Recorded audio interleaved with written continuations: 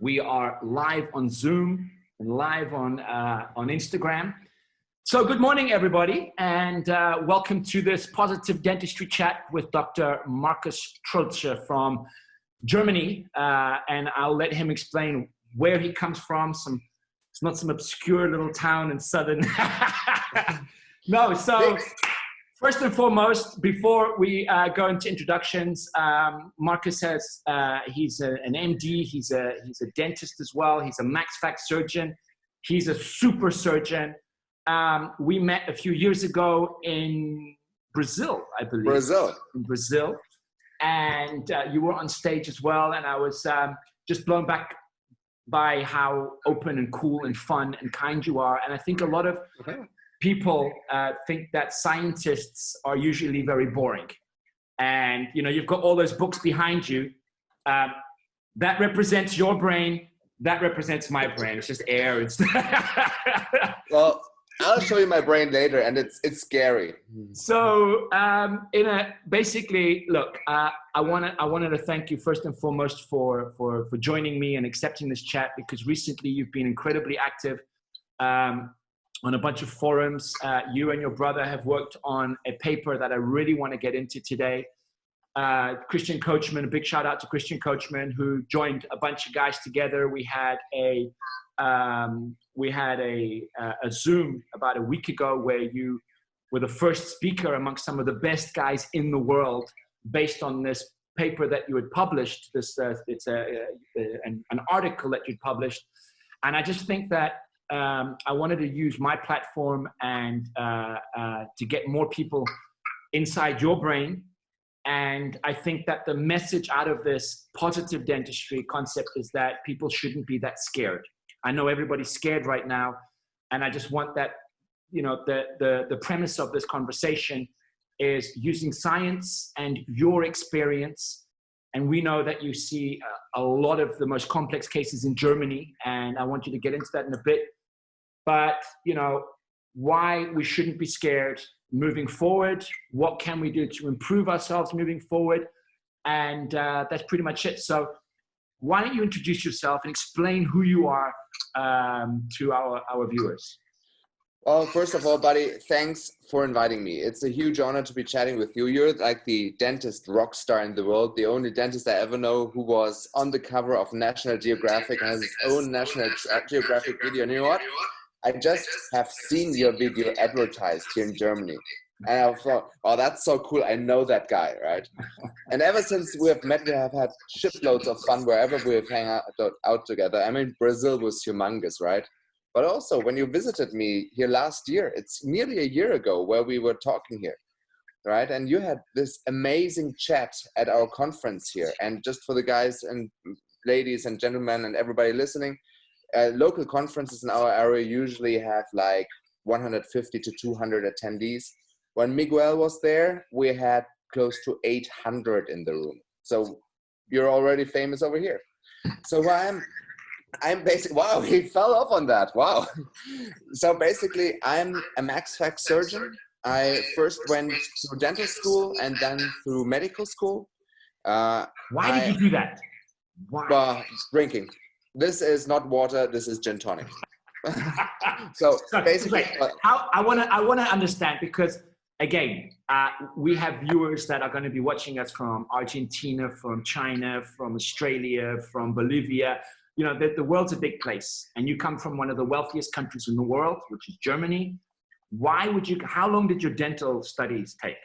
How long did that take? So I started I first went to the military, right? And then went through paratrooper training. Then I went to dental school for 5 years. That's 05 now. Then I went to medical school for another 5 years. That's 10. Then I went... I want to understand what your rationale was. Okay, so if you got military training, and that you know, German military training, I'm sure that taught you a lot of structure and organization, which you need with a brain like yours. And then you went to dental school, and that wasn't enough. Why did you feel that you had to do more? Well, first of all, it's probably in my genes, right? My dad is an MD and a DMD. My mom's an MD. And after dental school, I felt there is something more I want to know, because, and this brings us right to the topic, right? Because at the end of the day, we are physicians for the oral cavity. But that's not what dental school teaches us. Dental school teaches us all those fancy things on dentistry, on occlusion, on materials, on composites, on everything like that. The mechanics of fixing teeth and aesthetics, and you wanted to go deeper. Yes, because for the patients that I saw that I was interested in treating, I needed the medical knowledge to keep up with them, right? And the bad thing is, the same story is true for my brother. So he went through the same shit. How much, is he older or younger, your brother? 2 years younger. So just right, so you've got a family heritage, your father's a dentist and a doctor. Yes. And you practice in Bavaria. What's the city? In what city? It's Ansbach. It's a tiny little city in northern Bavaria, Franconia. Great beer here, beautiful landscape. So we enjoy our lockdown outside and like just. And you've got this family practice. I'm just trying to put some context here because you're about to talk about something that is very serious.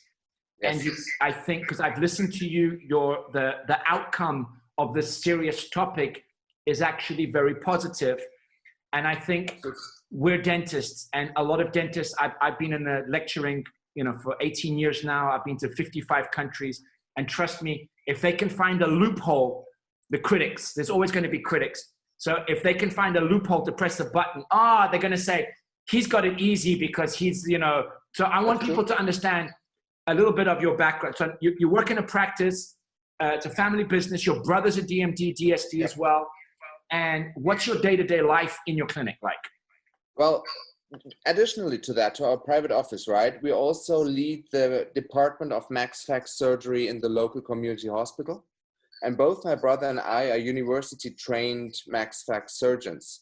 So that's where our true background is, like the big cases, oncology, orthodontic surgery. It's like the huge inflammations, all that. And from there on, we took this step into dental office and into surgical office. So we do dentistry, we do regular dentistry, like amalgams, fillings, we do bros work, we do aesthetics, we do bleachings to veneers. But our main focus is surgery, right? So it's a lot augmentation surgery, but specialized on people who are sick to begin with, who are on anticoagulation, who are on bisphosphonates, who have a rheumatic disorder. And they come from all over Germany and all over the world specifically for your skills and your family skills, right? Exactly, exactly. So that is the core of our day-to-day work. It's like treating those cases that have failed before, maybe multiple times, and are really complicated, both from a surgical and from a medical standpoint. So you have a deep medical, not just dental, medical, dental, and surgical experience, because you're not just a scientist in a university, you're an actual surgeon and a lot of experience in the mechanics of this, and your cases are mostly on sick people that have had failed big cases. So we're talking the apex, the pinnacle, the top of the pyramid, the tip of the spear of complications in, I'm going to say in medicine. I'm going to say medicine, not dentistry, not also in medicine. Okay? Now, and how long have you been doing this for? So for the last 9 years, since I graduated. So it's fair to say that you have a leg to stand on and some moral authority to be talking about what you're going to talk about now. Well, we'll at least try to work on it and try to be as good as possible. Right? There's also, you have a scientific role in something to do with the dental community in Germany. What is that all about? Well, we published heavily both on bisphosphonates and dentistry, and also on augmentation surgery, right? There's quite some publications out there. You can see them on ResearchGate, all listed. And currently, and this is the work of this weekend, we're finalizing the guidelines for augmentation and bone replacement in the jaws for Germany. That's incredible. All right, so without further ado, I want you to talk a little bit about what you presented last week to Christian Coachman's group, the group that he got together. He got an amazing round table together. Last week, I joined him on another one that Todd Shire from Houston had put out.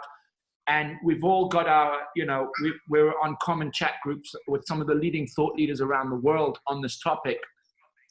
And your work that you did, that you published, is actually quite impressive. So I want you to the floor is yours, go into it, talk, just go for it. Explain what it is all about.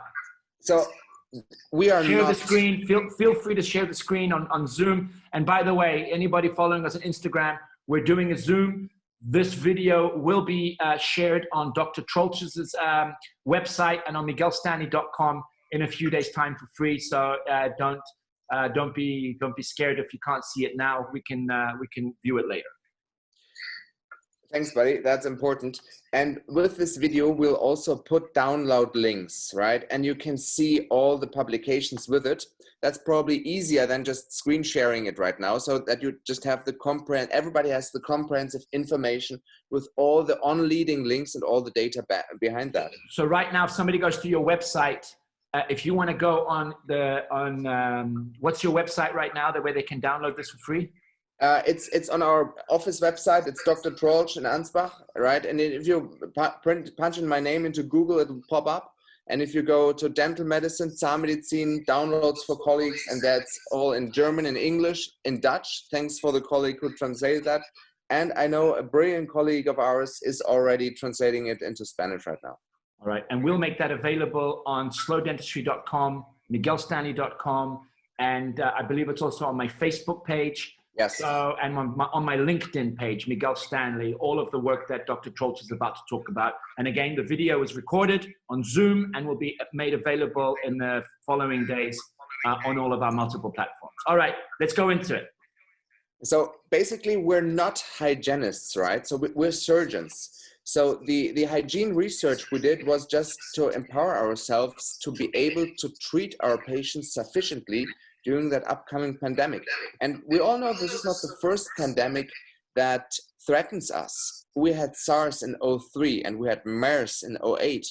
And we already followed those, although we were not fully practicing yet, right? Because the reason of a pandemic, or the whole rationale of a pandemic, is it pops up and it spreads. And if you're lucky, it stops before it reaches your house, right? But if you're unlucky and you're not prepared, you're done. And that's why we kept our eye very closely on that since January and started accumulating as much information about as we could. And the easy part about this is the coronavirus and SARS-CoV-2 is nothing but a strain of a coronavirus, right? Those are not new viruses. Those are researched heavily ever since the 2003 and the 2008 outbreaks. So there's quite some data actually on our protection devices on that out there. And we accumulated that data as much as possible. We have a close group of dentists we're sharing information with on a regular basis, and we kept them updated, and we started stockpiling protective gear because we were like, oh, this is gonna get crazy. And as soon as it hit Europe, we started to alter our doings in the office, and we started to adapt what might be important. And the crucial part is, and that's where we have to go back a little bit, this COVID-19 disease is transmitted by a virus that is in its core known since the 1960s as one of the main transmitters of the influenza-like disease. About 1/3 of all influenza patients are truly corona patients, have ever been, always. So we went into the information about that. And all of a sudden, lots and lots of valuable things were popping up we never looked at before. As we see quite some hazardous patients in our clinic and the hospital, like tuberculosis. We even had one Ebola case back in the day, right? Like we have severe influenza cases. There's really quite some HIV positive patients, especially for our augmentation surgeries, because few surgeons dare to augment large parts of the mandible or the maxilla in an HIV positive patient due to the risk we face, right? So we are actually used to work in a risky environment. And we looked into the corona data and it all popped up, wow, our surgical mouth guard, that's safe. it actually works fine against coronavirus. It does not work perfectly against influenza viruses. So of everybody listening to us right now, if you're not vaccinated against influenza, that's a bad idea as being a dentist, because that one passes through our mouth guard. Corona does not. It may infect us even through the eyes. So that's why we have to wear goggles.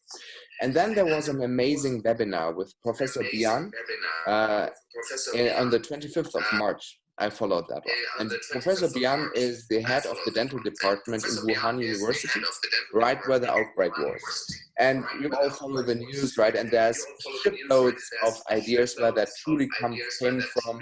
The United States spreads even more, let's say, news where that might have been derived from. But the basic knowledge is it came from Wuhan, Central District, right?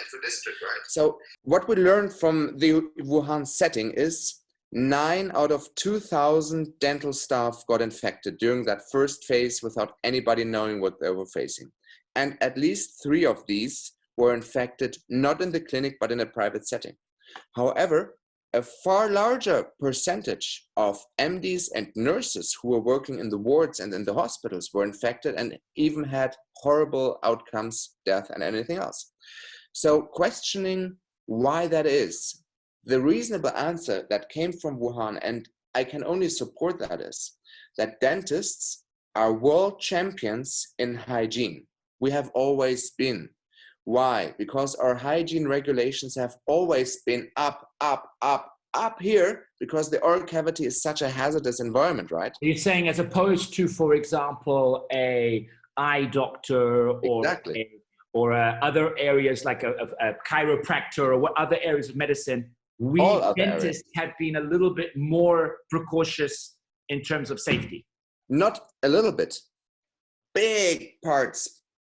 Mouth guard, goggles, gloves. Look into the wards of a hospital. How many doctors walk through the wards with a mouth guard, with a protection, right? With any protection? Nobody does. And they got infected. And we know that this infection is transmitted via droplets. That's absolutely true and proven. And if you're facing these unprotected day and day, then your risk of really catching that disease is high. However, if you're protected, there remains a minimal risk, but we don't know where that really comes from. If it is just life's risk, bad things happen, or if it's mishandling of the protective gear. And that's what they think at the moment. Because if you use your protective gear in the right way and know that your mask on the outside is an infected area and never touch that area and never get in contact to that, there's actually not much risk. And you know, in the outbreak, German offices stayed open. So we didn't have a close down on German dentistry. And I've been so badly trying to get information if there is proof of infected dentists in Germany while working. So we have the lockdown in Germany for general life now since 4 weeks, and dentists have been working all the time. I couldn't get much information on that, but it seems that there's no proof that any dentist who was handling his gear properly got infected. And now here comes the bad news. And you said that in your introduction. There's fear out there. And you know what? I have fear. I fear COVID-19. And it's important that I state that at this situation, that nobody misunderstands me here and thinks I'm taking that not seriously. I'm taking this very seriously. So we had the first precautions in our office 1 week before we even had the first case in Germany. But taking that disease seriously doesn't mean overestimating it. And we had dental colleagues in Germany who were calling for governmental protection, governmental money for offices. We have to close us all down because we're super spreaders. And I got to show you one thing. And this was hilarious. So there's a guy in our community. He's constantly advertising on Facebook and how great he is, best guy. And he had big articles in the local newspaper that he shut his office down because he's so protective of his patients and his workers, you know, he sent everybody into social welfare, closed his office down. He's so protective. He's the only guy who does it right. He has contacts in China. That's how the world does it. And he posed, right? He posed on these pictures in the local newspaper. So he had a cap. Not this one, but he had a cap. I got to show you that. Had a cap. Good. He had gloves. Of course, he had a gown. Let's do it like this. I'm loving this. He had goggles. And he had his mask. So his mask and everything looked like he just came out of the operation theater, right? All sterile environment, even a little stainy here. And he had his mask, but not here, right? He didn't have it here. He had it here. Yeah. And he had his eyes on the horizon and spoke in the newspaper. He's the one knowing what's happening. You know what? That's shit. Sorry for being so blunt and offensive and open. Right. It's cool. Because that's not how it works, man. This is what protects us from Corona. This helps. This is good too, right? So if you wear that, and now in Germany, next week on, everybody has to wear masks, right? And these guys, he's not the only one, but these guys pose really, they pose like that in newspapers. Look, I'm a medical professional. I know how to wear a mask. It's exactly the way how you catch Corona from the mask. You could as well just turn it over and lick it, right? It would be absolutely the same thing. So at the end of the day, this protects us, but the handling is crucial. We put it on, right? And whenever we remove it, we take the straps and hold it like this. When I drink, I hold it like this, and then I put it back on. I think this is a very hazard. It's a very, very important topic, the handling of the gloves. I mean, I've seen some very funny ones. We have some chat. Listen, and again, this is no laughing matter. No, but we've all been in quarantine for quite some time now, and we could all have a little bit of humor around a serious subject.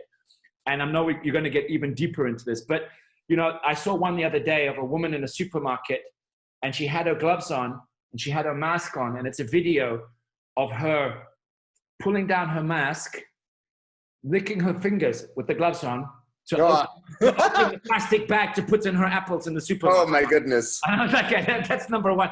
And here's the deal. We are humans. Yes. And as humans, we have a part of our brain that creates habits.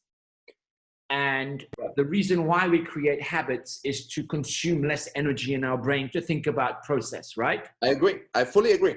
It's just, so what happens is we have habits, we have good habits and bad habits. And depending on the degree of training that you had, I think that a lot of people have created the bad habits. I'm even going to put myself, there's a photograph of me it's on my Facebook of me operating with my mask and my nose out.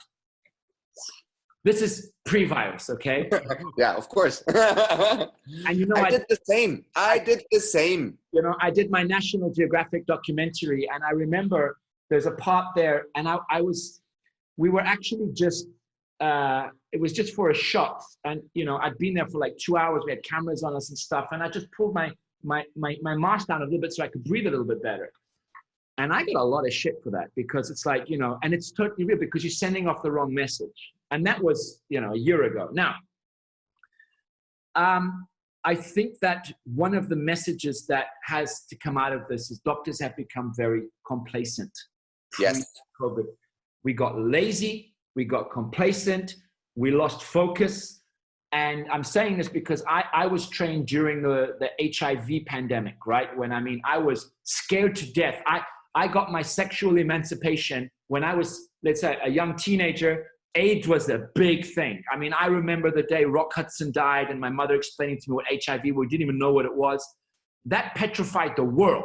What, now you can't have sex? Oh my God, you know? And so I think there's a generation of teenagers out there that literally didn't have as much fun as they could have had because of fear of getting HIV AIDS. And then we had this very easy condom that if you put it on, you would reduce the risk of you getting HIV, much like today we have the use of the mask and all of these protective gear.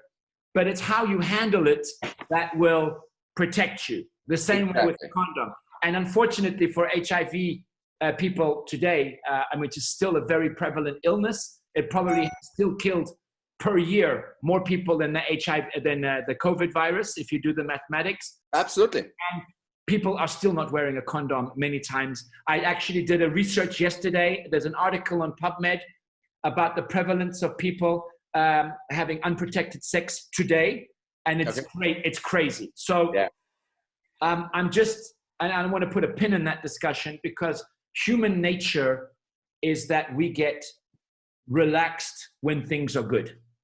And I think that what you started this discussion was that dentists were a lot better prepared than any other medical profession because we use the mask. Yes. Right?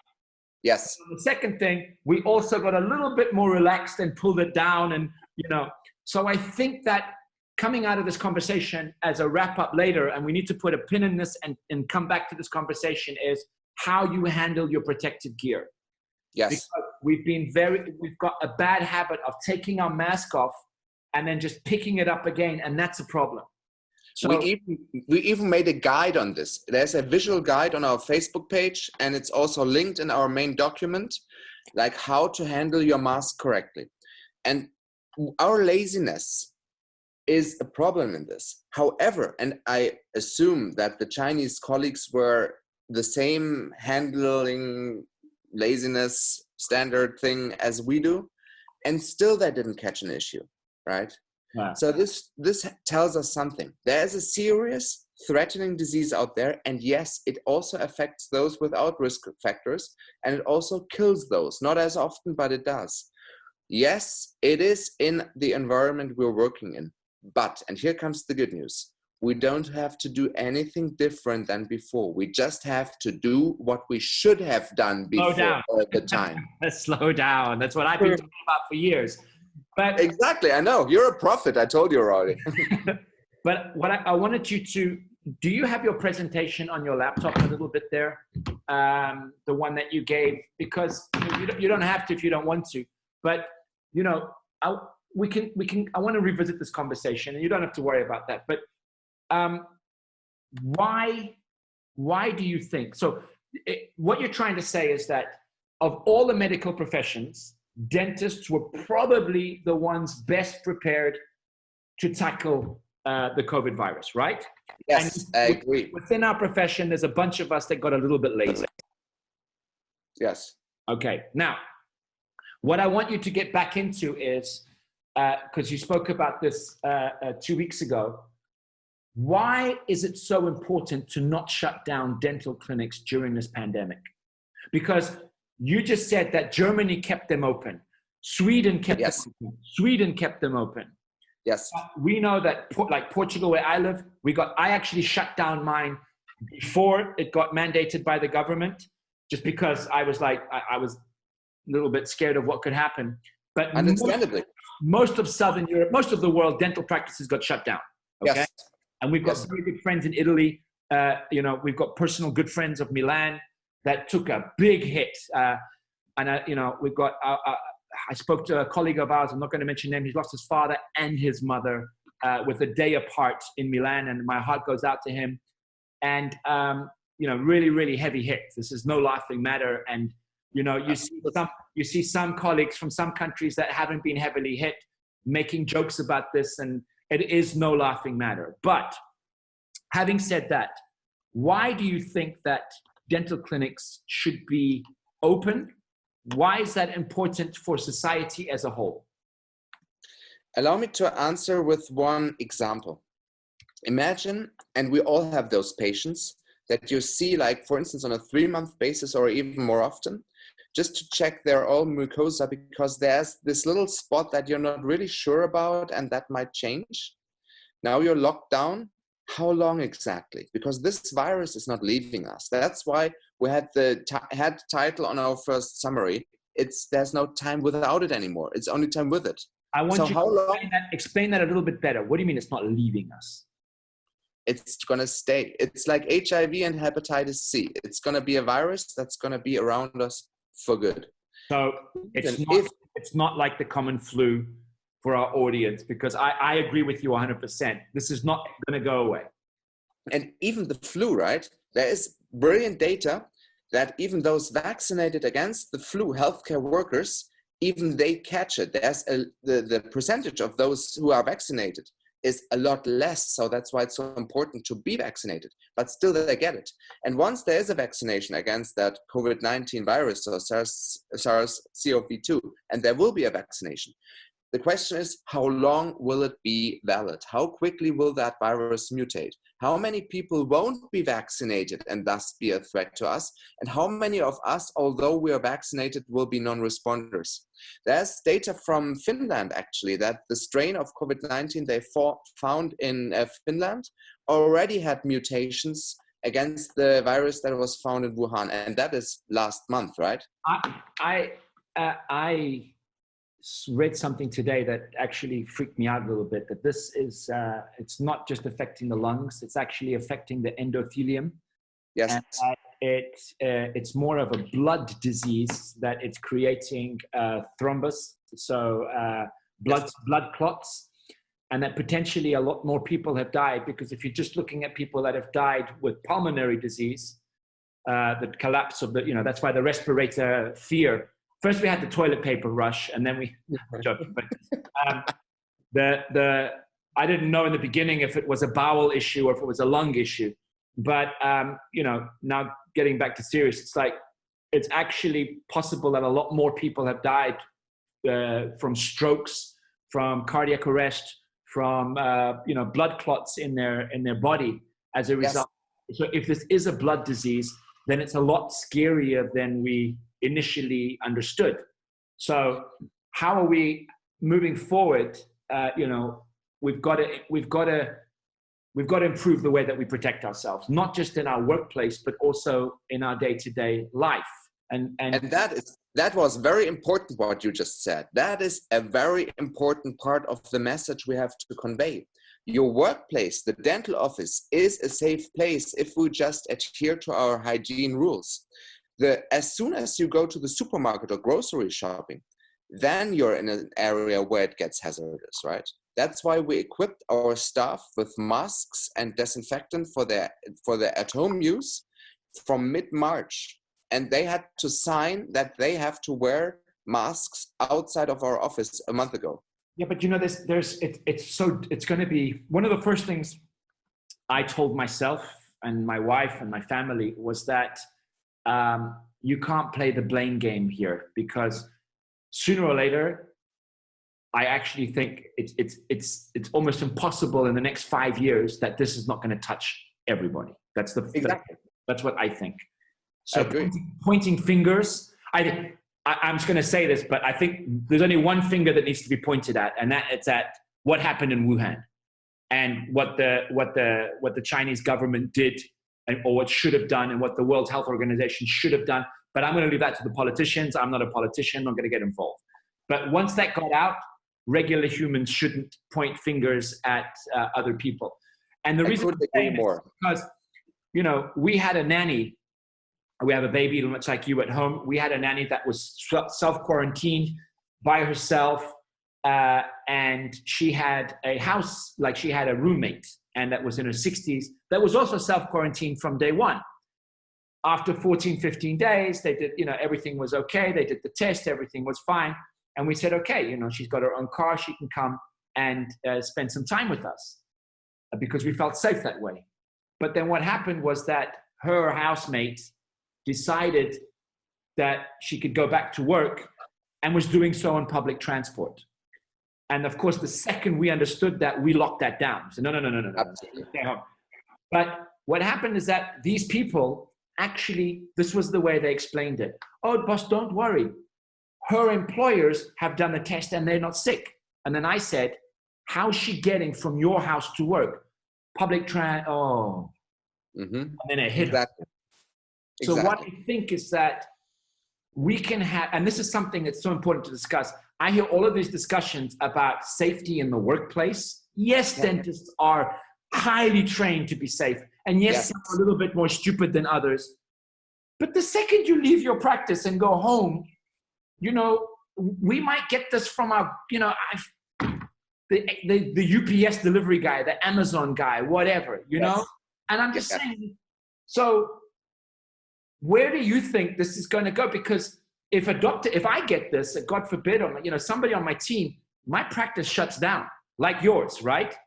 With the financial loss and all of that, you know, we've been very good, only been seeing critical emergencies for the last month and a half.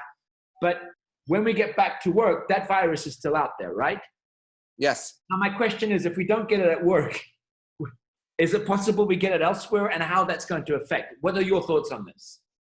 My thoughts are that we won't evade this.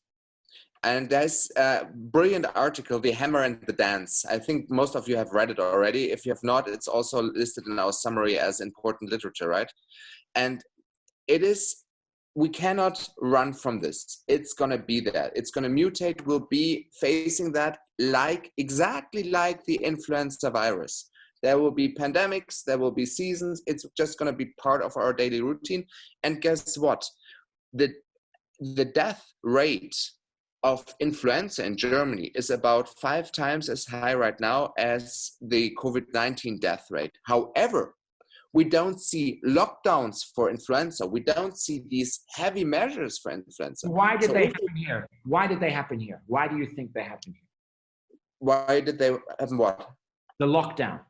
If more people die from other illnesses, why this global lockdown if the percentage of deaths is low per capita? You understand what I'm saying? I understand fully, and I can't answer that.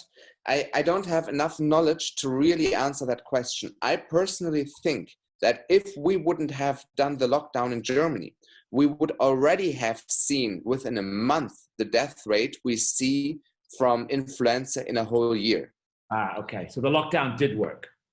In my perception, absolutely yes. And you probably followed that in Sweden, the Karolinska Institute recalls their data right now.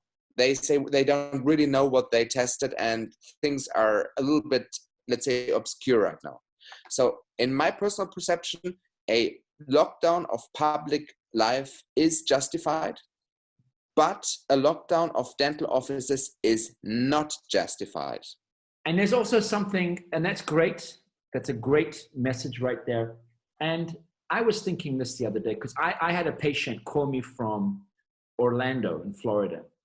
And he's a 70-year-old patient of mine. He's, let's say he's in a risk group, all right? Yeah. And his denture that, you know, he had a temporary structure, because nobody's talking about that, but I do cases that take 8 months to regenerate. So I've done my guided bone, I put in my implants, and now I've got a temporary PMMA structure that's supposed to be in there for a month, right? Or, right. You know, and I'm supposed to be checking on it. Now I can't see this guy, and he got landlocked in America, couldn't leave, and his PMMA broke. Happens. Yeah. And he's like, I can't chew. I need some help. And I understood that in Florida, you can only go see a dentist if you're swelling or bleeding, or like it's something that you can't medicate with. But he's got a structural mechanical issue, can't eat, is in serious discomfort, and got nowhere to go. That's number one. But what if he had an abscess and he couldn't go somewhere, if it was badly diagnosed, because it is badly diagnosed in many occasions because you don't even have pain. Absolutely. He's got different symptoms. He's now going to a hospital, which is even worse right now. Exactly. That's where it is.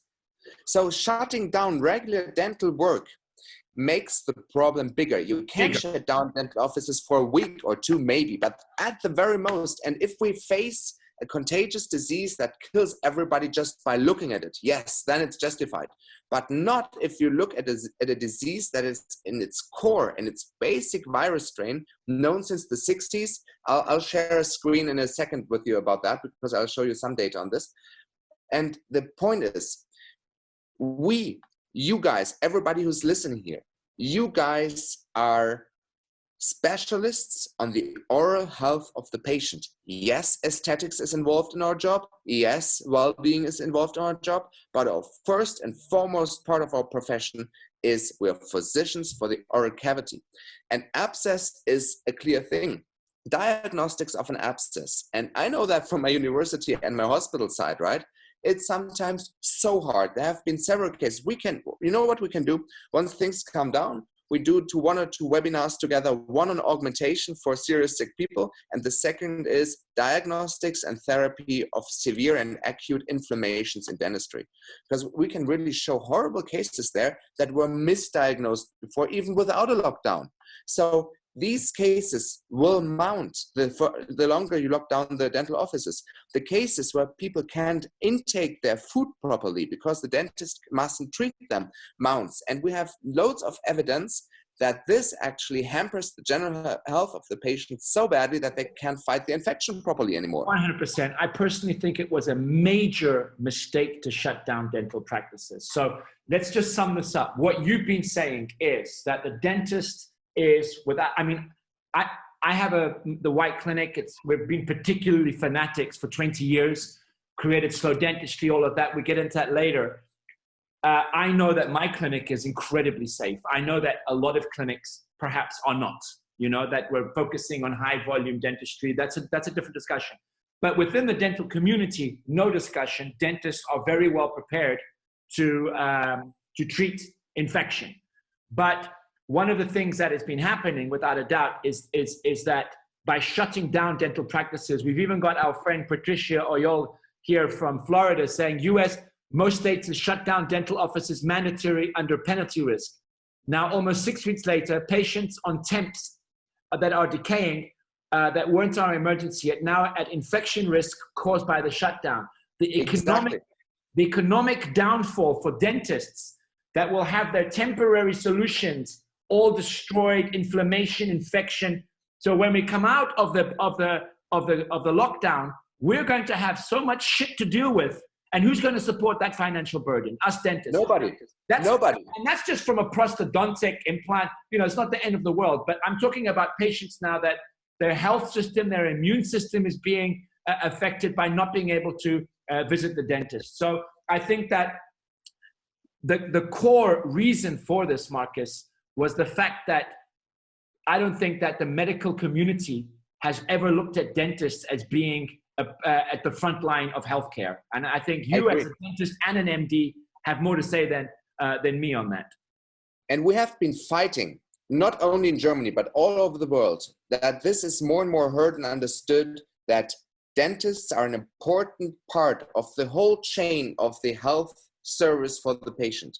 And dentists who stood up, especially in Germany, claiming, oh, we're not important, we're super spreaders, they ruined the efforts of brilliant minds of the last 15 years within one selfish outcry, right? So just to have a look at some of these things, I'll just quickly go through some slides. This is abscesses as we know them, right? And here's some data about the nutrition. It's all the summaries, right? The nutrition has reduced vitamin C levels. We know vitamin C and D is important to fight infections. Right? I heard that YouTube was going to remove any statements that made claims that weren't officially accepted by the World Health Organization, such as vitamin C helps fight COVID or vitamin D helps fight COVID. I mean, it's well documented that that supplementation, quality supplementation, vitamin D, vitamin C, magnesium, zinc can improve your immune system. And of course, a healthy oral cavity. I mean, come on. Here, where's that? Yeah, here's. It's lined in yellow, right? Under the limitations of the current study, a functional dental arch or artificial teeth is important for maintaining adequate chewing efficiency and ability. We have shiploads of data here. I could go through that. That's a whole. Where can people get this presentation? Is it anywhere? Should we? That is the presentation I had at the Coachman Roundtable. Should we also link it? I think what we could do, and what you probably should do, is just record this. Just stand alone with yourself. Just record this presentation, and put this on your website, and we can direct people to that. Because I think what you're discussing, Markus, is a lot bigger than just COVID. What we're discussing here is the importance of putting dentistry at the forefront of primary healthcare. Absolutely. That's And what needs to happen here. lots of this is in our second summary, right? The medical side of dentistry. It's on our Facebook side, and it will be in the links with this video. We accumulated the knowledge we have there to demonstrate how important every single step, maybe apart from bleaching, to the general health of the patient is. Perio treatment, professional cleanings, they're crucial to the general importance of general health of the patient. Cross work, important. Even implants, important. So if you want to show anything else before you stop sharing the screen? I'll quickly show something because there was a question that there was a claim that our normal surgical masks don't protect properly against COVID-19, and that was one of the reasons why so many dental offices were shut down around the world. I'll show you some evidence on this. This is the data if you compare it to influenza virus, and we won't go into that too long. This is one of the most important studies, and it's 10 years old, and it shows there is no difference, no clinical difference in N95 versus a surgical mask. And if you look more into the data, look, here's the coronaviruses. Sorry, yes. This is very important. What you are saying to the people that don't speak English that well, or it's not their first language, is that a surgical mask, a traditional dental mask itself is already good enough to fight the coronavirus? Exactly right. All right. So for people that have been going to work just using a traditional mask, because not every healthcare provider has one. Moreover, and what we discussed that nobody's really talking about is you can have the safest space in the world in your practice, but then on your bus drive home, if you don't have that protective gear, so a lot of paranoia is going around. So yes. The traditional face mask is good enough. There you go. So, number one, traditional face mask is good enough, and there's no clinical, only lab and experimental settings, no clinical superiority of N95 masks. And the second important study is this, what I'm just showing. It shows that our surgical masks are efficient in preventing coronaviruses. So if you combine those two, surgical masks are non-inferior to N95 and surgical masks prevent against corona, then we're good, right? Yeah, we're now using a combination of the N95 with, so the N95 under, we've got those 3D printed Bellus things we nice. make. I honestly, I don't think you have to have them. And then on top of it, we have a traditional surgical mask that we change. I'm talking for when I'm going in for emergency, that we change just in case aerosols hit it. And then we also have a UV disinfectant at the end of the day, blue light. We disinfect all the masks so that we can use them at least for the recommended 8 hours of time. But now let's getting back to, so we've established. Allow me to interrupt you. Sorry, Miguel. There's an important question right now. Allow me to read that because that's directly linked to what we just discussed. How do we handle aerosol generation procedures, and what is your view on surgical masks? That's from Sam Thandar from South Africa. Very good, I believe, very good. Yeah, from South Africa. That is you, Sam, right? It's a very good. So how do we handle aerosol generating procedures, and what's our view on this? Our view is, and there's no data on this, our view is that the aerosols we generate in the dental office is generated through the rinse of our handpieces, right? We agree on this. So we rinse very quickly, we spray, and things just blow around, right? Number one, we dilute. Number two, we use suction and reduce that by more than 90%. We have that in our summary. Number three, that may even clean the oral cavity of viruses. And number four, the big discussion is always about the aerosol generating procedures. I tell you one thing, the risky part with these patients is that they cough. So just imagine, you sit in your chair, you talk to your patient about a meter away, you chat, you don't generate any aerosols, and then the patient coughs. Bam, there you go. So the whole discussion about the aerosol generating procedures is totally understandable. but that's not the core of the problem. The core of the problem is that a patient who has that virus in itself brings it to your office, and just by his presence, by coughing and breathing, might pose a risk. I personally, from the literature that's out there, don't see that this risk is enhanced by us working. I see the risk by coughing. I think it's a great answer. I think that's not many people are thinking about that. I mean, we all know when you've got your patient lying back in the chair and you're doing anything, and you've got a bit of water in there, like say you're doing a surgery and you've got some blood in the back of the throat because you've got a patient who's bleeding a lot. I mean, let's just go to the most basic, an extraction of of a fractured tooth or something, and the patient just bleeds a lot, and all of a sudden they're lying back and they go and we've all had that, right? We've all had that blood spatter in our faces in the best of debt times. And, oh my God, and sometimes I don't, even if you're wearing, I always wear protective eyewear. I don't know how, but I've got spatter past my glasses. Some of that blood is like David Copperfield. It can go through the lens. I don't know how that works, but unless you're wearing scuba diving glasses, your eyes are never really 100% protected. To answer Sam's question a little bit more, what we're doing as well, I saw one thing that has been put all over social media is the possibility to 3D print. It's they've done free STL files to 3D print.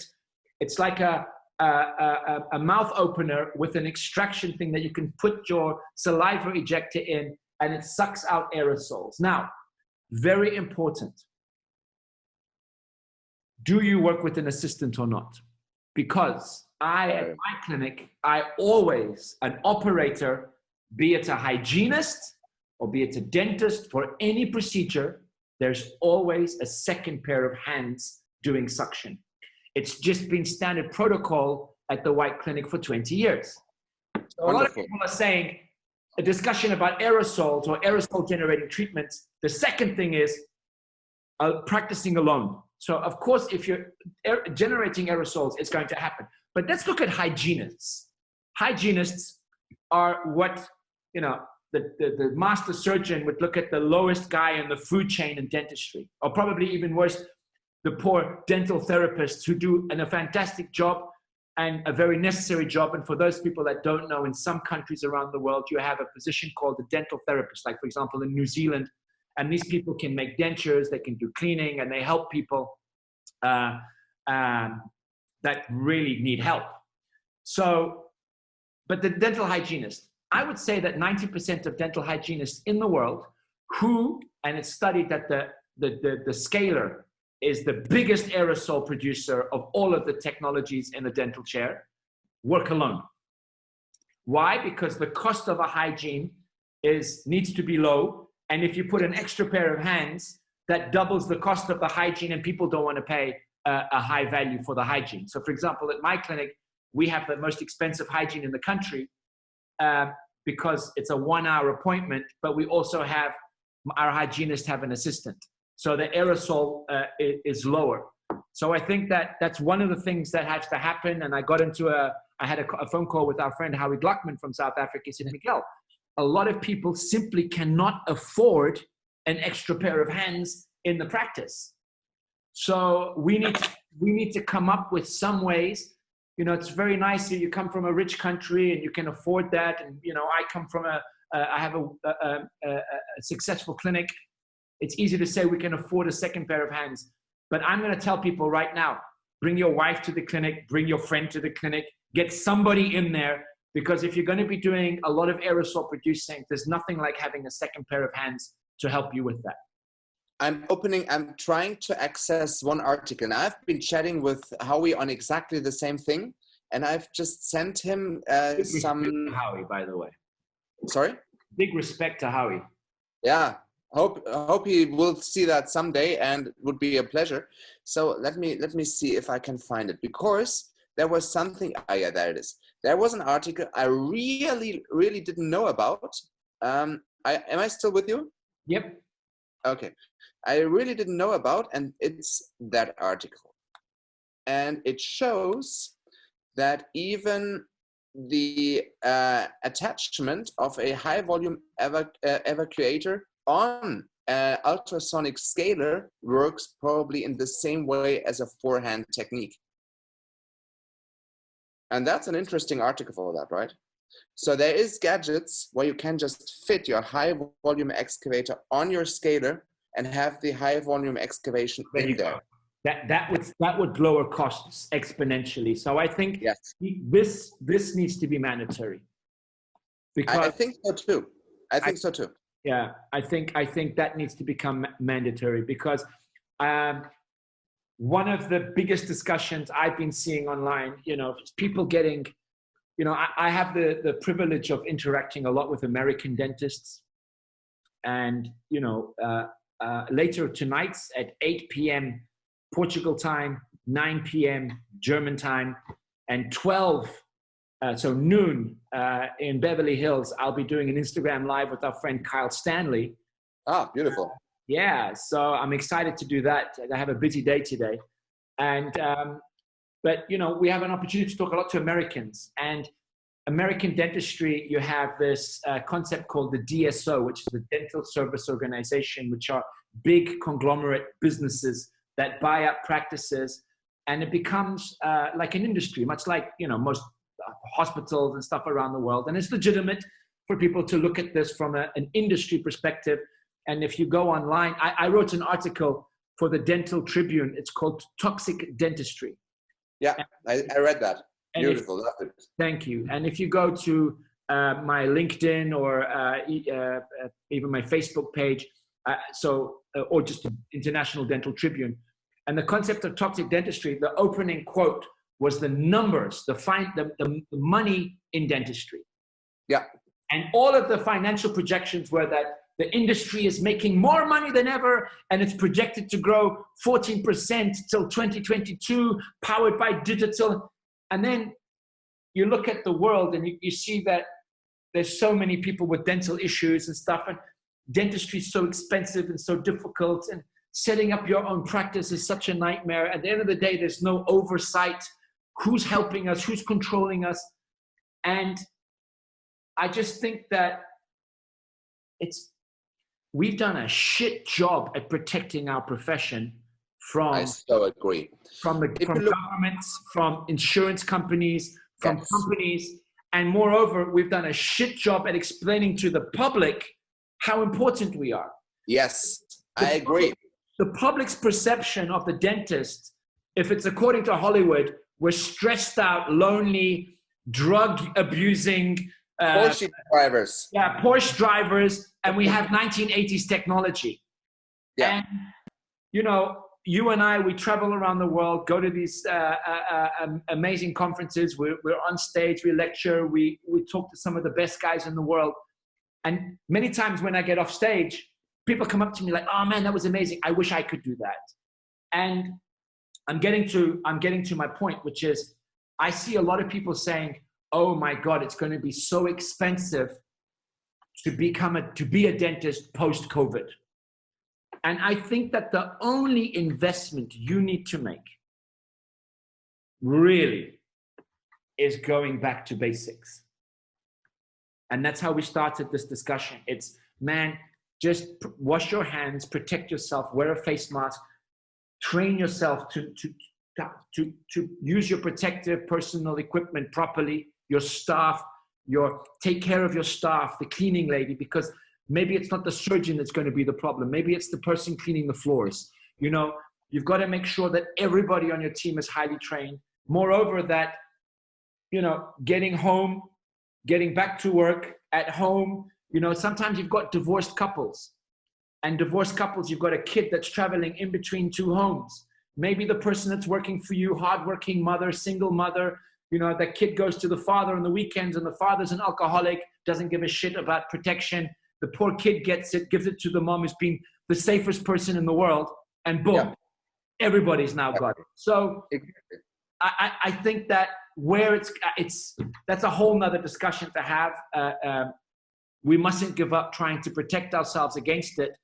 But I really think that, it's not a question of apart from, let's say, HEPA filters, that suck the stuff out of the air. There's a lot of these hitting in the market right now. We just invested some ourselves at the clinic. They're about anywhere between 1,500 euros to 2,500 euros to get these. So the bigger the clinic, the bigger the number of these filters. Apart from that, I don't think you really need to invest in much. And that was one of the foundations of slow dentistry, but I want to get into that later. It's just take the time to properly protect yourselves and your patients, you know? And even with the HEPA filters, I love those, right? But we know from the literature about influenza, and influenza is maybe even, well, at least if we would be facing a not immune, not vaccinated population with an influenza virus, it can be even more a menace. Just look at the Spanish flu, right? And we know that simple air ventilation, e.g., keep your windows open while you work, is absolutely sufficient in purifying your air in your office. So that is cheap. Yeah, but you're going to have somebody come up and say, I don't have windows in my office. Okay, and for these HEPA filters are great. And here's another question right now. And Rabia Man, I hope I pronounced that right correctly, said that PureVac is a suction tip that goes onto the large suction and has a mirror so hygienists can work with dual suction. Thanks so much. I didn't know that before, but I'll have a look at that and save that for myself. And maybe that's something we'll get for our own office also, so from PureVac. How about air conditioning unit? We have ours off right now, but from the data we know and we have, it's not spread via air conditioning, but again, there's no proof that it's not. So, for example, let's go back to 1999 when I opened my very first practice.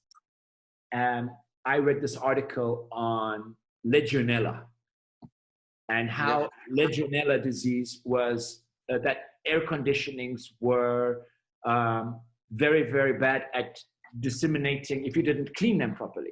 So I had just built my first clinic and I had 4 operatories and I had actually installed the air conditioning systems brand new. And just for people to understand, I am a fanatic at sticking to the rules that are mandated by scientists and biologists, not by the government.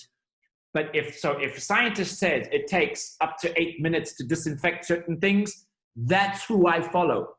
Exactly.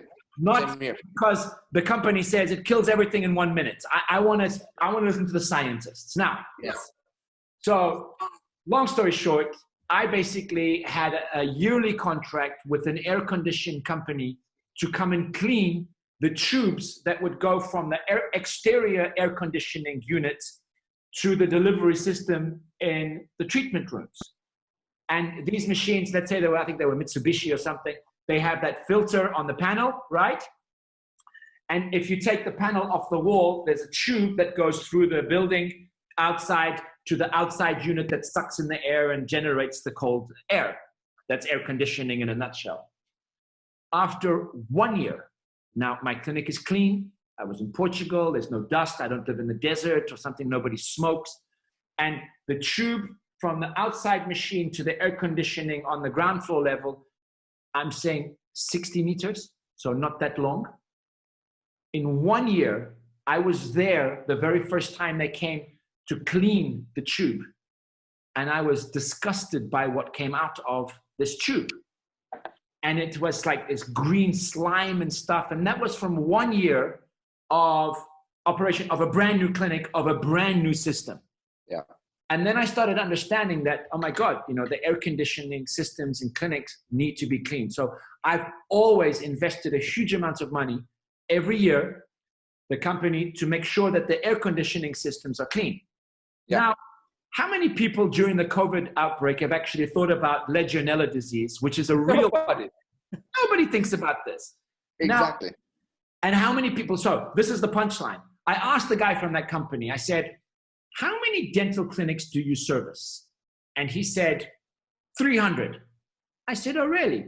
How many of them do have a yearly subscription? This was like many years later, have a yearly subscription, because he comes, I think, twice a year to clean my filters. According to the thing, he says, Dr. Stanley, you're the only one that does this. I said, well, What's your relationship with the other clinics? He said, only when things break down. And I said, and do you clean the filters? He says, no, usually it's just to change the front filter because cleaning like you do is too expensive, so they don't do it. Now, if a new air conditioning system in 1 year produced that slush, imagine 10 years. So my question is, I don't think anybody's doing anything, and that's something you don't see. That's something the public doesn't ask to see. There's no law that obliges you to do this, and that's pretty disgusting because that's the air that comes into our lungs and into our system. Exactly.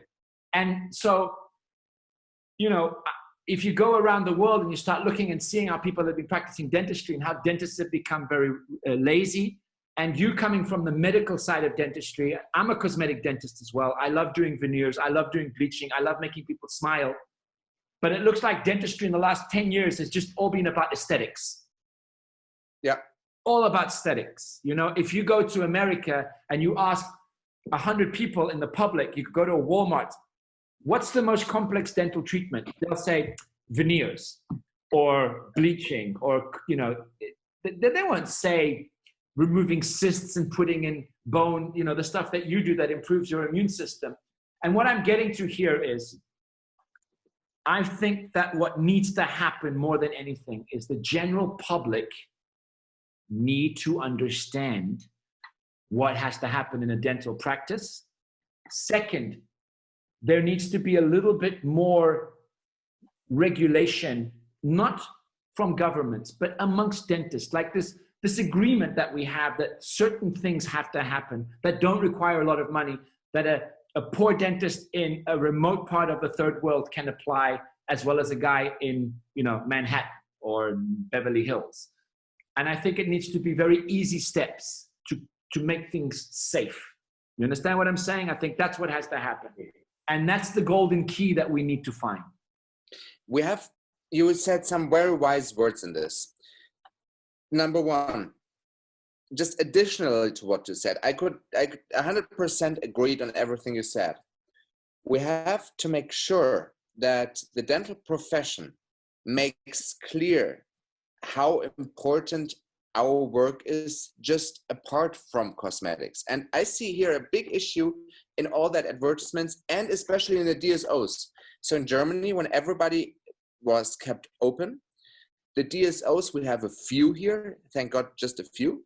They were the first ones to totally shut their offices down because with the social distancing and with the regulations we took to make our patients safe, they thought, well, we're not proficient enough anymore. We're just going to fire everybody and shut down. And quite some of my American friends who work for DSOs, they got fired in the first day. And this is a total misunderstanding of what our profession is. We're not delivering beauty. This is not a beauty parlor. We're not doing fingernails or something here. You're a medical profession. And thus, being there for our patients, even in times of pandemics, is crucial for the general understanding of what we do. So the whole crap, sorry for saying that has happened to dentistry when it comes to the money world, is just reflected here. We as dentists have to stand together internationally to make sure that our dental procedures, a good filling, a good crown, taking out a tooth properly, taking out a cyst properly, you name it, whatever it is financed properly, either by insurance systems or by the payment of the patient itself. I want to get back to this, and God bless you, because this is so important. And yesterday, I gave a live Instagram to Argentina. I speak Spanish, so I lectured in Argentina 8 years ago, and the guy who invited me said, look, would you give me and I'm going to spread if I can use any of my influence to help inspire people. And the feedback was incredible. And one of the things I was discussing was, now you're, just for those that have joined later, you're a doctor and a dentist, and you come from a family background in this. So you have a lot of knowledge and deep knowledge of this. But let me ask you a question.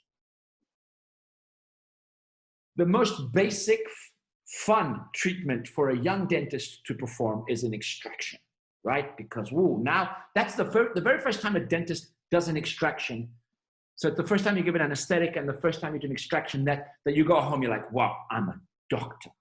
I'm a doctor. And then Hollywood says, no, you're not a doctor, you're just a dentist. And your friends will say, you're not a doctor, you're just a dentist. They can't say that to you because you are a doctor and a dentist, but I'm just a dentist. Now, I had a big discussion 2 years ago with my friend Bruce Donoff, the dean of Harvard Dental School, and I'm a big fan of his. And actually, there's just a news coming out. He's about to be replaced with another amazing perio guy from in September. But we were discussing about what the hell happened in human history that took the mouth out of the body and said, okay, the rest of the body is important, but the mouth is not. But, yeah. And where am I getting to with this? The protection protocols put in place by an average young dentist, or any dentist for that matter, to take out a tooth versus to put in an implant is so radically different. So, and I want your answer on this. When doctors go and put in an implant, they put surgical gloves and masks and they get all equipped. Why? Because they're getting paid for it. Exactly. But when you're going to do an extraction, which is actually probably more traumatic to your immune system than placing in a sterile implant, you don't put on all of those safety measures. Why? Because you're not getting paid for it. So I think, again, insurance companies, government restrictions, and certain things like either NHS or I don't know, whatever, have been dictating to our community. Yes. How much money you're going to get for that. And then we have to retro-engineer it in our private practices. How am I going to make money from this? I can't get equipped in a spacesuit and surgical gloves and mask and have 2 people and only make $30 from an extraction. It just doesn't make financial sense. And plus, it's nobody else is doing it. There's no police in dentistry. Why should I do it? What are your thoughts on that? Well, my thought is that even for a simple extraction, even the young beginner dentists in our office are fully gowned up as for an implant. We have for ourselves set the standard of hygiene there. And we just didn't care whether we got paid for that, because we could, through so many really patients who would, have high quality treatments, could afford to do that. But we as dentists have finally to stand up and fight back against the economic strains that were put on us. Actually, our income side is communist, while our just spending side is capitalist, and that doesn't work. So we have to come back to a good payment for good work. And in my perception, it's sometimes harder to properly take out a tooth than to put in an implant, and you probably agree. 100%. And I just think that, I'm going to say here in Portugal, I would say most dentists in Portugal today depend on patients depend on a insurance that they have to help subsidize their dental treatment. Dentistry in Portugal is 100% private. You have very few cases where it's governmental, but it's 100% private. So if you don't have money, you don't get quality dental care. But my big fight has always been, look, I don't care if you get bad quality dentistry. I just don't think it's fair that you have a painful and potentially infectious experience at the dentist. And that's why, I founded Slow Dentistry 5 years ago, was exactly to fight and combat that. And, yes. Much like yourself, and most dentists around the world, we're all focused on advanced procedures. I mean, just for those people, you were one of the first guys to 3D print surgical titanium meshes to do vertical and horizontal bone augmentation. And I've discussed cases with this. You were the first person to put that on my radar. And, we love all this technology, advanced stuff, fine. But what about the basic dentist? What can they do to improve the quality of care? And what about those dentists that are seeing 50 patients a day in the same dental chair and overlooking proper disinfection protocols? But that's a discussion that we can stay here for days to talk about. My big fight has been 2 things. One, insurance companies need to change their financing policy to dentists. Absolutely. They should not dictate the price. They should not dictate the price. But the reason why they're going to win, I'll explain why. Because dentists are too busy fighting each other and competing with organizations and jealousy and arguments and politics and bullshit. And instead of saying, hey, there's an opportunity here. let's stop fighting, let's get together, and let's globally come out with, these are the basic steps that have to happen to safely do these procedures, from a simple cleaning to a complex full mouth bone reconstruction and stuff. And the minimum costs, because let's face it, an implant costs the same pretty much anywhere in the world. Forceps cost the same pretty much anywhere in the world. So in a country with a poor economy, it's a lot more expensive to do dentistry, if you know what I'm saying. You know? So I think that that's something that has to happen. Dentists really need to improve the way that they discuss what dentistry is to the community. I think there should be a lot more support with that. And I think dental organizations around the world need to stop talking just to dentists and start speaking to the consumer and explaining. And that's why slow dentistry just speaks to the consumer. Ah, there we go. You gave me that a year ago, and I hold it in high value. And actually, slow dentistry, and I hope my internet connection is still okay because I got some warning signs here. Slow dentistry, with what you started a couple of years ago, you actually were again a prophet about what's happening, because the protocols that you implement there are exactly what we need for high quality and thus fairly cross-infection proof dentistry, right? So it is crucial that the steps that you formulated there, that the whole formula within slow dentistry is followed more often. And the good thing is, there was a question before from one of the participants that we should talk directly to the patients and how to communicate the quality that we have. Well, here's your answer. That's how you can communicate quality. And this is why I love your sign, man. And your work is phenomenal on this, and very, very, very important, because it is a concept that aligns high quality dental steps that are more important than ever before. And this crisis, and we have this in the chat here on the right side, this crisis with, I'm just reading this to you guys now, this crisis with COVID-19, we have the opportunity to connect the overall systemic health to oral health. Exactly right. And moreover, we have the opportunity to connect dentists and stand up all together. However, as Nicola just stated, dentists will never come together. That's partially true. Some dentists will never come together. You remember the guy who was posing here, right? I don't even want to come together with that guy. But I want to come together with the 95% of sane dentists out there, right? We have a community here in our county. There's roughly 50 dentists. That'll be 60 or something. And with, let's say, if it's 50, 48 of them, we work like good colleagues, very closely. We chat a lot. They send us patients. We send them back. For instance, when they send us a patient for augmentation and implants, and I know the colleague does it himself, and I see during our diagnostic that's an easy case, our colleague can do that. I refer the patient back to the colleague and, you know what, you can do the augmentation.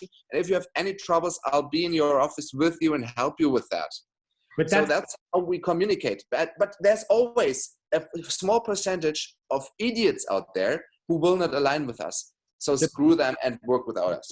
I think you're completely right. And, you know, I'm very proud to have a mindset, and like you, and like, you know, Christian Coachman, Howie Gluckman, and all that, most of the people that are watching us here, and ambassadors for slow dentistry as well, that don't think about how I can improve my life. They're thinking about how can we improve dentistry globally. And I think that, you know, the one of the things that we're going to be doing next Monday with Christian is talking about, you know, what moving forward, the safety precautions that a dental clinic has to have. And I think that's going to be fantastic. I think another thing that really has to happen more than anything is that dentists really need to start fighting organizations that tell them that dentistry is about objectives, financial objectives, about money, about you know, the policy or whatever. Because anybody that got into dentistry to make money, that's just not the right. I mean, I'm not saying you can't make a good living from dentistry, but make a good living, please. You have a hard job. Make a good living, but it has to be a consequence to make money. Yes, yes. And I see a lot of young dentists go, you know, I gave a slow dentistry meeting I hosted one thanks to Voco, a German company. They sponsored us, and we gave in November last year. So 6 months ago. And we had 200 UK dentists, most of them young guys and middle guys working on the NHS. And the question was, man, we can't do that. We can't practice slow dentistry on the NHS. So I said, wait. Why? And so the average time for an appointment on the NHS is 15 minutes. Yeah. Average time. And then I started doing in my head, just like, well, how can you even begin to practice safety measures, engage with your patient, talk with them, and then the answers I got, I'm not even going to repeat here, but shocked me. Yes. And a lot of these guys, I mean, young men and women that have studied there, they want to be dentists, but their bosses don't let them do the right thing. Exactly. And that was before COVID. So again, we need to use this momentum for I would say for three things. One, to make the public understand the importance of dentistry in overall healthcare and how important we are at the forefront of protecting patients' health and everything else associated to that. And more importantly, explaining what dentistry is all about. So I would like to challenge all dental associations around the world to improve the message to the public. Second, we need to take on organizations that are mistreating dentists financially. Because if you're mistreating a dentist financially, if you don't have the financial incentive to do the right thing, and you've got bills to pay and mouths to feed and kids, and you're not going to do the right thing. I mean, exactly. I mean, if civilization, going back to their original thing, is still not wearing a condom to fight HIV/AIDS, how the hell are you going to have all of these safety measures to fight COVID if you're not getting financial incentive? And last but not least, we need to go back to basics and probably understand that we're going to make a lot less money in the years to come, but we have to protect ourselves, our patients, and our teams, because God forbid, and our profession. And our profession. Your greed to make an extra buck, an extra dollar or euro, you put your cleaning lady, your receptionist, your technician at risk, because trust me, you won't get back, you won't survive that socially or politically. That's my opinion. I so agree. And this is the next thing. If you get into deep economical trouble, it's okay that you send your stuff to social welfare, right? But if you're not, and most dentists could not have run into deep economical trouble since that crisis was lasting a week already, everybody was closing their offices, laying everybody off. That's just not possible. How can that be? I mean, I'm the first standing here and say we pay too much tax. There's too much state authority in our profession. But you can't stand there and state that at the first risk that you run into, the first thing is you abandon those who rely on you. We have a responsibility. And there's a saying, please correct me if my English is wrong on this. I think it's nothing disguises itself better than a problem than a chance. Is that right? Wow. Nothing disguises itself better in a problem than a chance. Yes, that's the one. That's very good, man. I like that. And I think this COVID-19 problem is dentistry's big chance to fight its way back.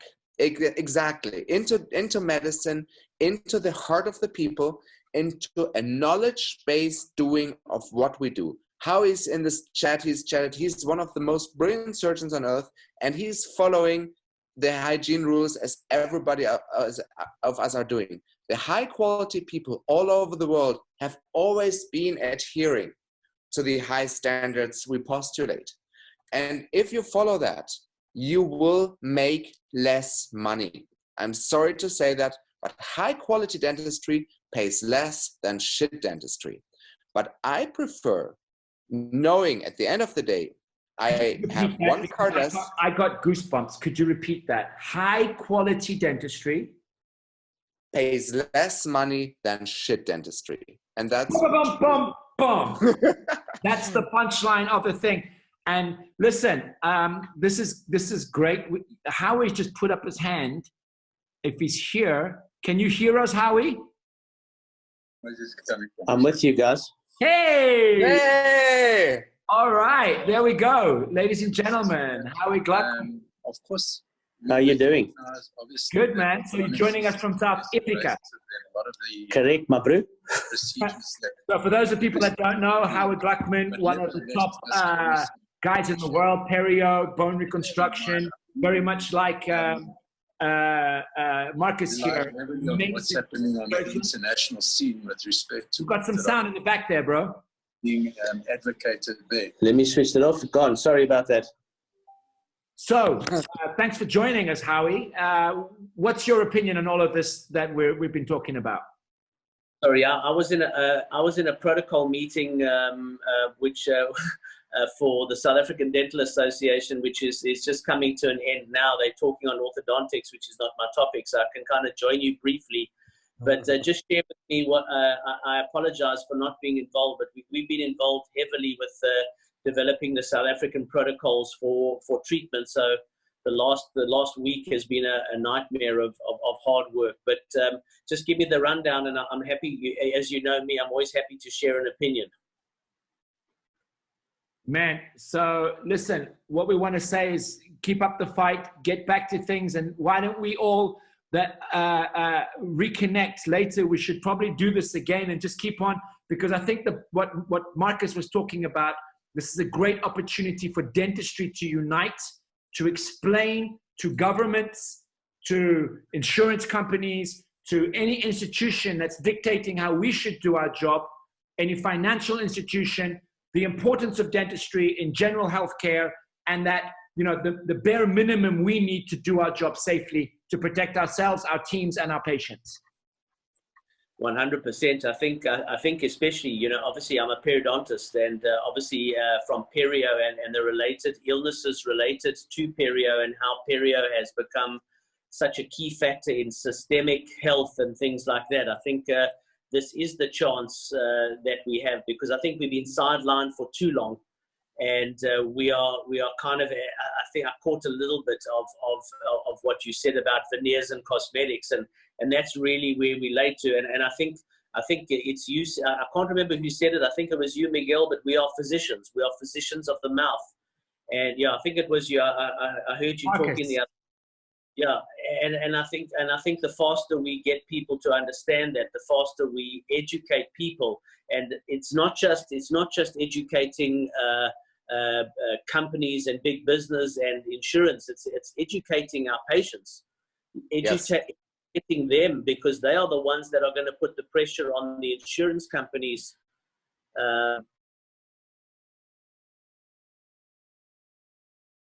Well, I think we just lost Howie there, but that was incredible to have him join us for a little bit. But so Marcus, can you hear me? Yes, I'm here. So that was great to have Dr. Howie join us for a little bit. He's such a passionate advocate for quality dentistry. But listen, bro, let's wrap this up. We've been talking for an hour and a half. I could sit here and talk for another hour and a half. And we've had 110 panelists stick with us the whole time. And the time is not the best time for this. So Howie just joined us. Howie, listen, we're just wrapping it up. Thank you for joining us, Howie. We're going to get back to that in a bit. So here we go. What did we figure out? We figured out that basic personal protection equipment, if managed properly, we have one of the safest spaces in medicine for people to come into. So dentistries, when well done, are an incredible safe space. Correct? That was the first one. Number one. The second one was managing that. We shouldn't be stupid like that guy in the commercial, that we need to change our habits in managing our protective gear in the practice. The third one was that we need to slow down and perhaps see fewer patients a day, not make so much money, and focus on, there we go, on slow dentistry. And by the way, if anyone wants to see, if you just go to slowdentistry.com, go to the news segment, and you can download a free PDF of 10 steps that are very easy and very affordable to implement. That's very good. I wanted to say that. It's here on I have a little list here of things I have to say, and that's not hooked up. These 10 steps are important. Actually, I'm going to do this right now. Look. So I'm sure you can all see my screen here. Just give me a second. You can see, this is the Slow Dentistry homepage. You see my mouse. Just go to the news segment. If you click on the news segment, 10 steps to fight cross-contamination, and you can download the PDF free, and here you have it. Okay? So if you have a phone right now, photograph that QR code, and it will take you straight to the website. All right? And this is a very easy and very affordable way for you to protect yourself, your patients, and your team. So just go to slowdentistry.com, the news segment. And I want to thank all of the doctors that help us put that together from us. Anyway, so, and the last one, and I think the most important thing we were discussing, was to take this opportunity for all dentists and dental organizations to have a joint effort at collectively stop fighting each other, stop all the jealousy, stop all the little bullshit that was going on, and focus on transmitting a more positive message, protecting dentistry to the consumer, and saying, this is what a trip to the dentist should look like. This is why we're so important.